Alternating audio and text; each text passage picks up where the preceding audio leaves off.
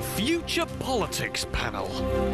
Well, joining me this morning, I'm delighted to say, Oscar Gill-Lewis, who's a writer and political commentator with Young Voices UK, and Fariza Balgin-Bavea. Yes! I got it right. Good morning. Almost. Good morning. Oh, almost. All right. Thanks very much indeed. Oscar, really good to see you. Fariza's been here before, your first time. Yeah, I'm really excited to be here. Yeah, and it's brilliant to see you as well. Just tell us a little bit for people at home, just so they get to know a little bit about you. What do you do? Sure. So, like you said, I'm a political commentator, and I'm also a writer with Young Voices UK, and I'm also an editor for Speak Freely magazine. Fantastic. And just to remind us about Young Voices, what's the aim of that? Basically, it's to give young writers who, in the broad sense of conservatism or libertarian, who support a free society, and give them a chance to write and get in the media and put their voice out there, basically. Fantastic. And how have you been, Fariza?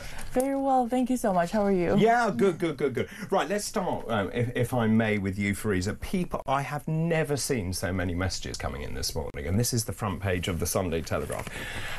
Immigration. You and I have spoken about immigration. This channel spends its entire time talking about immigration. The whole point of Brexit was to take back control of our money, laws and borders and so on.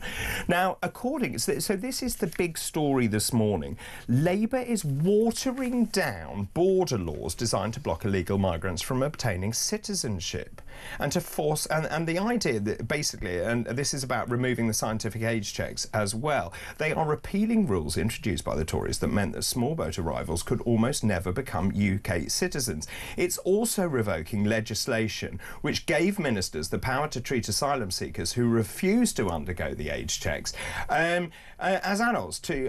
So it is, as Chris Phillips says, and rightly so, it is a total capitulation to people smugglers. Where do you stand on this? I think that we should give the Labour government the chance to show what they want to do with this new policy, because obviously the Tory government and their policies on immigration didn't really work so well.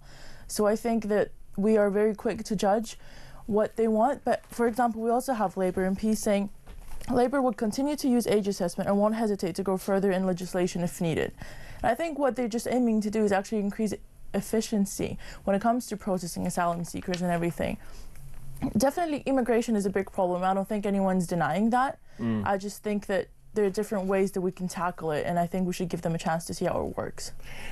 Right, but you would have thought, OK, I get all of that, but the first policy they did was remove Rwanda, which was the only deterrent that actually we had, and those planes were due to take off, and I think that's what the British public wanted. There hasn't seemed to be any concerted policy from Labour, and judging by the depth of opinion and strength of opinion this morning, people are furious. Understandably furious, but I think with Rwanda there's a lot of human rights violations. No, but furious about this. Oh yeah, 100%, but that's what I mean. They removed the Rwanda scheme because of human rights violations, potentially. And it's just a lot of things that we need to kind of keep in mind when it comes to immigration. I understand why people are furious. The immigration system, and well, actually the lack of the immigration system in this country led to a lot of problems in today's society. We definitely need to work on it, I think, but it's just like we have to wait and see. It can never be said or fixed in like 1 minute or 1 hour. Like, we really need to wait and see what they say. OK, so you're giving them the benefit of the doubt. Oscar, where do you stand on this? I mean, it seems to me the Labour government is totally out of touch with the way that the British public are feeling. I can see that from the strength of feeling this morning. Your thoughts? Well, I actually think that reducing the limits on immigration is actually a great opportunity for the United Kingdom. It's a chance for workers to come into the UK. But they're not workers, they're young men. They're economic migrants and they shouldn't be here. Yes, but one thing that that the United Kingdom could institute is that they have to work first for 3 years or however long, and then claim benefits. So they'd have to work first before claiming benefits. But what about the idea that all this does, and Chris Phillips says that it makes us the soft touch of Europe, that countries across Europe are struggling with the influx of migrants that are going into their countries. And surely if we make things easier, more and more will come to this country. We don't have enough doctors' surgery, so we don't have enough resources to actually service the number of people who are coming here. These are young men. They are saying they're kids because they know they're going to be treated differently. It's unacceptable when we've got people in our own country, like people who've served in the forces, who can't actually get a roof over their heads. It's unacceptable. Well, Chris Phillips can say what he likes, but really, I think this is a great opportunity, and in 10 years' time, 20 years' time, I think the economic benefits of this would be undeniable. But really, this is the push that we need to start deregulating industry, deregulating housing and land regulation, and allow people to build things. When you have more supply, that you get more doctor surgeries, you get more businesses, you get more opportunities. But they're not bringing money into this country. We are then supporting illegal migrants in this country. That doesn't make sense. But there are lots of examples in history in the United States where lots of poor people went across and they made their living. But there are safe and legal routes to come in. Come in legally. Absolutely, which is why we need to legalise these routes. Actually, by legalising the paths to come to this country, it hurts the smugglers. Right. I'm amazed that both of you are of the same view, but I'm absolutely gobsmacked this morning. Just let me tell you, you know, in terms of the bill, we've got all of these migrants in hotels that is being underwritten by the Home Office. We are also giving new clothes, shoes to these people who are coming here that have chosen to come here, £3,000 a day. We spent £4 million over 3 years just on clothes and shoes. We have a storehouse as big as Matalan with changes in them. We're giving mobile phones to people. We're just bonkers, aren't we? Come on, unless I'm just draconianly right wing.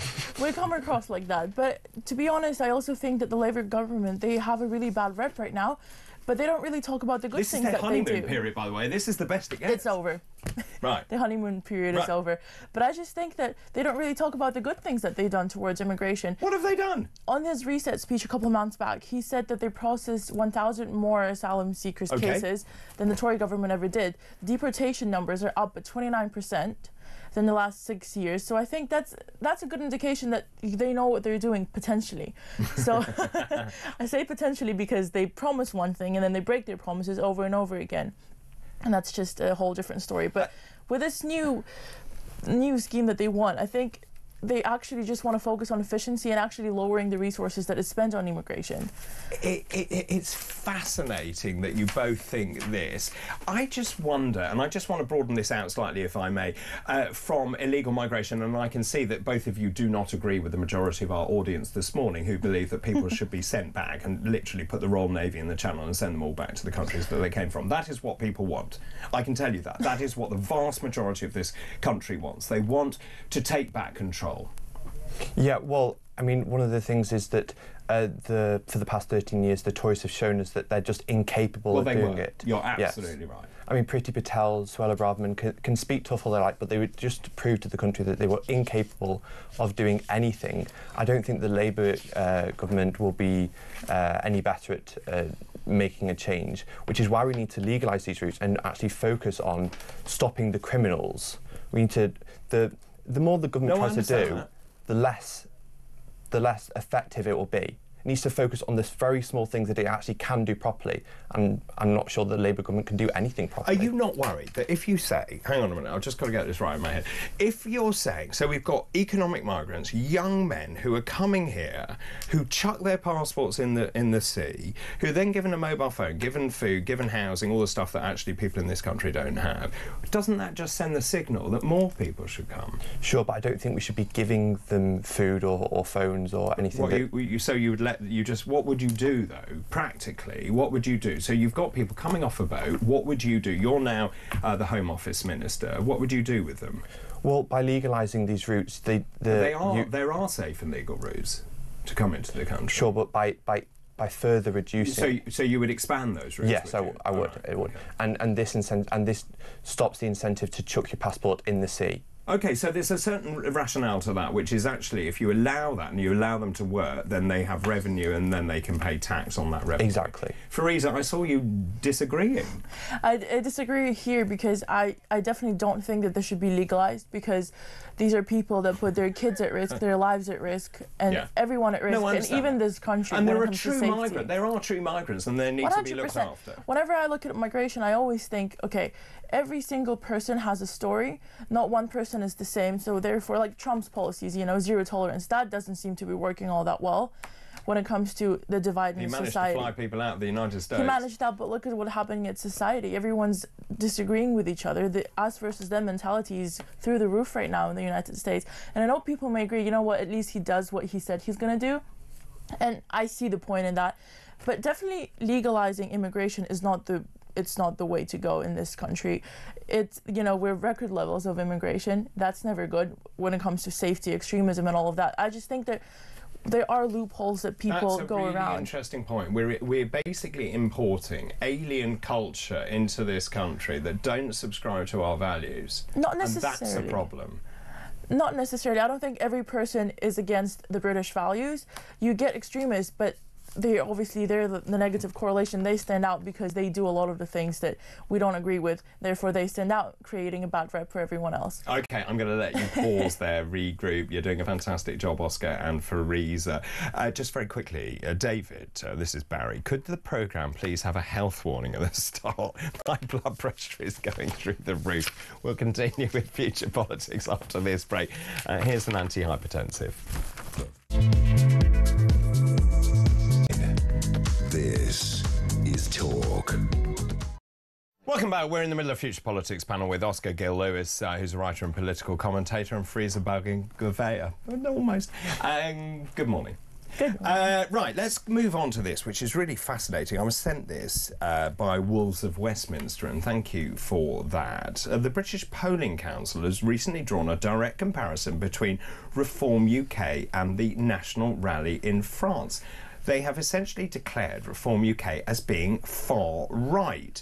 This distinction has been drawn by Delta Poll. It was made at an event on the 15th of January. They hosted all sorts of other pollsters there as well. The British Polling Council represents 33 major polling organisations in the UK. The segment in question was called The Rise of the Far Right. So Delta Poll, Ipsos, YouGov, Opinion, Survation, Sky Data, all there and so on. So essentially they said, right, we need to look at what Reform UK is doing and compare it to the National Front, and that is because Reform UK is a far-right party.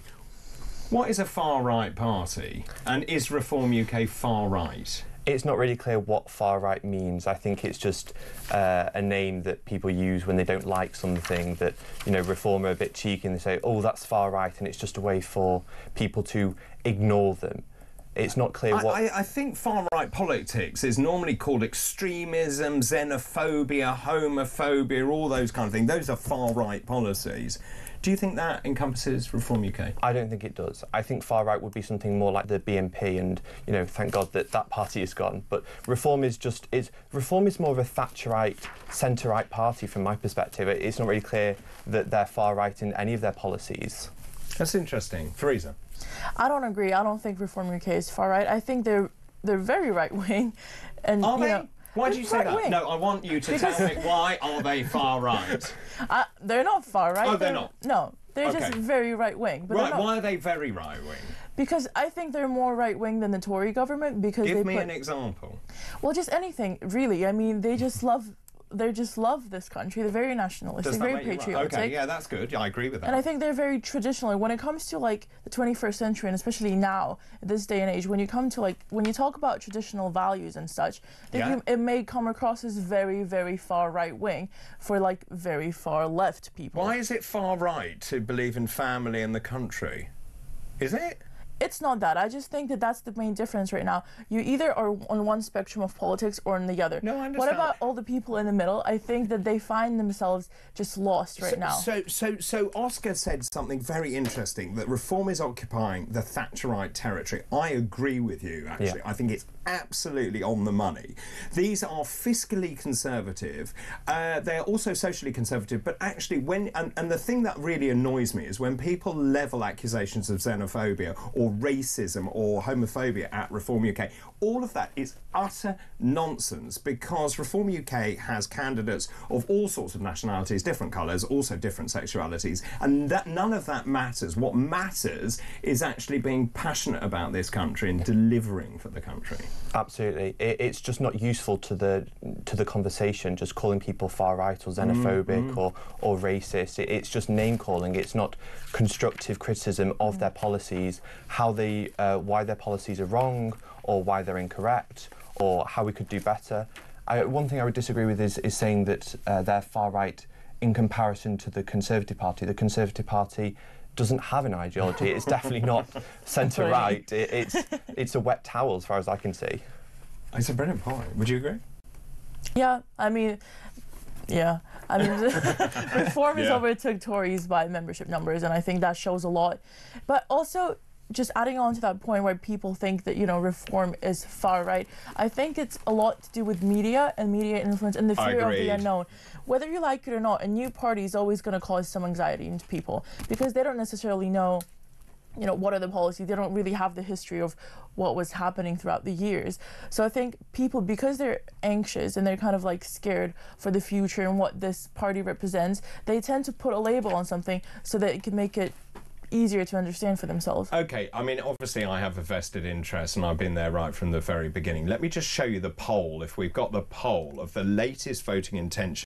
This week, every single poll, this is 7 out of them, has shown Reform pulling ahead. This poll is Find Out Now, Reform UK on 27, Labour on 23.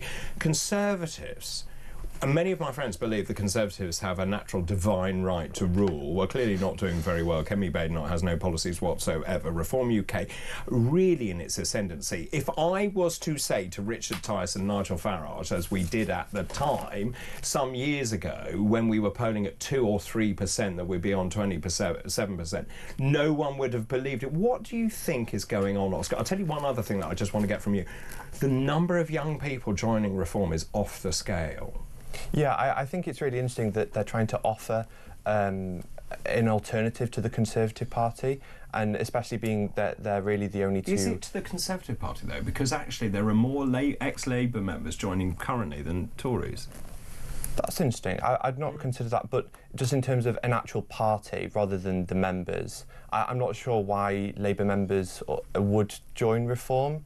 I'm not sure what Reform really offers those members unless they're so disenfranchised by Keir Starmer and Rachel Reeves. I mean, if you are tribally left and you have worked very hard and you maybe own your own property, you've got kids and you're finding the economy struggling, wouldn't you welcome lower tax to actually have respect back in this country, just stop illegal migration, all the stuff that Reform stands for? So you're probably right there, that the people from the left joining Reform are probably older people with kids who are married, who have a house, who are fed up with establishment politics like Labour, like the Conservative Party.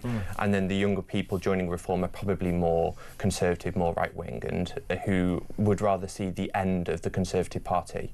Interesting. We'll continue this after the break. Stay where you are. This is Weekend Breakfast.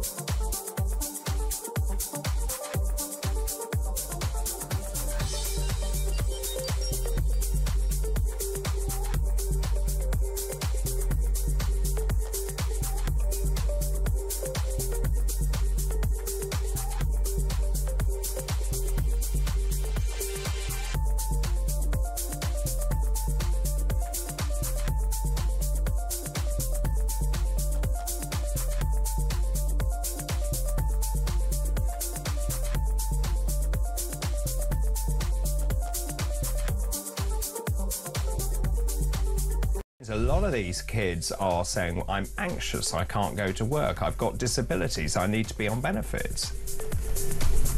Yeah, and why not? I mean, if they are suffering with a condition that is medical which is recognised as anxiety and depression are, then they should receive treatment for that and support for that. If part of that process of getting better means that they're sick and they cannot work for the time being, then that's just part of life's cost.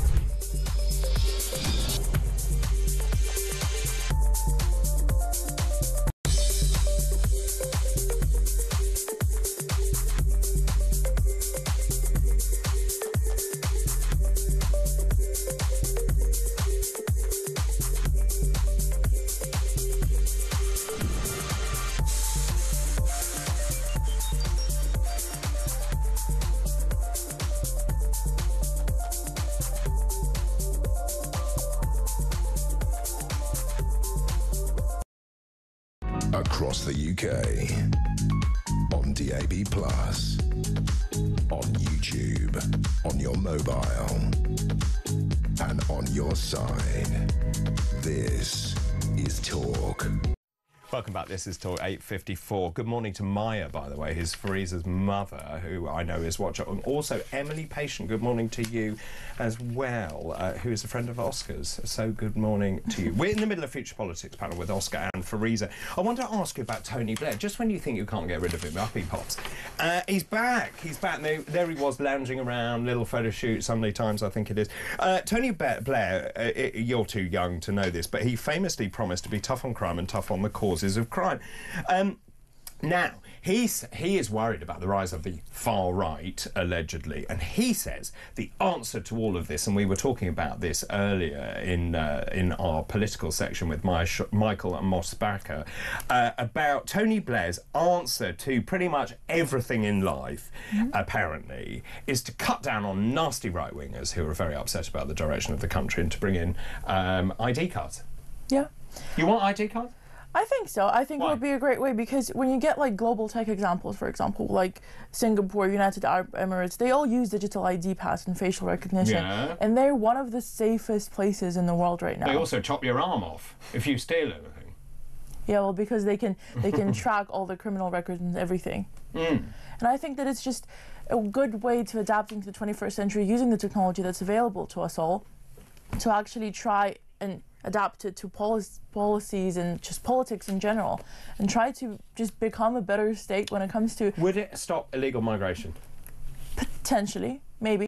If Potentially, that would mean, maybe isn't a very strong argument for the introduction of facial ID recognition technology. If it would mean that they can track movements and kind of like what's everyone doing, and if they're committing any crimes, then I think that can definitely reduce the people that wanted to come here illegally. ID cards? I think that's absolutely insane. Do you? I think someone needs to tell Tony Blair what civil liberties are. I mean, if we're going to talk about Singapore, and you mentioned somewhere else that no crime, or Dubai, there's no crime. They're perfectly safe. I mean, one of the ways that you can just stop all crime is you can lock up men between 18 and 36 years old, lock them up until they're about 28, and no crime, basically. Do we really want to live in a society like that? I mean, that is absolutely insane. I mean, El Salvador has massively reduced its crime rate because they basically locked everybody up. I mean, Fariza, I noticed you have a tattoo. If you go to El Salvador, you'd probably be arrested. Their standard for arresting people to stop the crime, to stop the gangs, is if you have a tattoo. And they built these huge mega prisons that hold 40,000 people. And if you have a tattoo, they're locking up 12, 14-year-olds. Is this a society we want to live in? I didn't necessarily give you those examples, but I just think when it comes to like whenever people go, especially women actually, when they go to... Could you repeat your question? No, his question is, do we really want to be a society that essentially, and the chill down my spine is papers, please. You're stopped, and that's what happens in Spain. You're stopped by the police. Where are your papers? You want that? Maybe. I think that it might lead to a lot of solving of our crimes, and a lot of potentially just even discouraging a lot of illegal migrants to coming here, committing crimes, when they realize that, you know, when you do what you do, there are consequences for your actions. Throw something naughty at you. Imagine you're having a romantic tryst that you don't want anyone to find out about, and you have to carry ID. Do you want that? State surveillance on everything you do? Maybe. I don't necessarily disagree with it. I think there are definitely conversations to be had about how this is going to be implemented and what are the drawbacks and the positives of this. But I just think we don't need to discourage it right now. It isn't the concern here at the extension of this. I can see where he's coming from, and whilst superficially it might be okay, I'm just deeply nervous about the state having any information, and I think it's also worth remembering they've already tried this. Don't forget the COVID passport was digital ID, and it was brought in through the back door by the government, who made people think it was for their own benefit. It wasn't. You're absolutely right. I mean, when did we forget the United Kingdom was a free society, that you just have to show papers just because somebody in a uniform said so? It's absolutely ridiculous. And one thing I would point out is that this policy is not to stop illegal migrants or to deter them. It's to stop populists.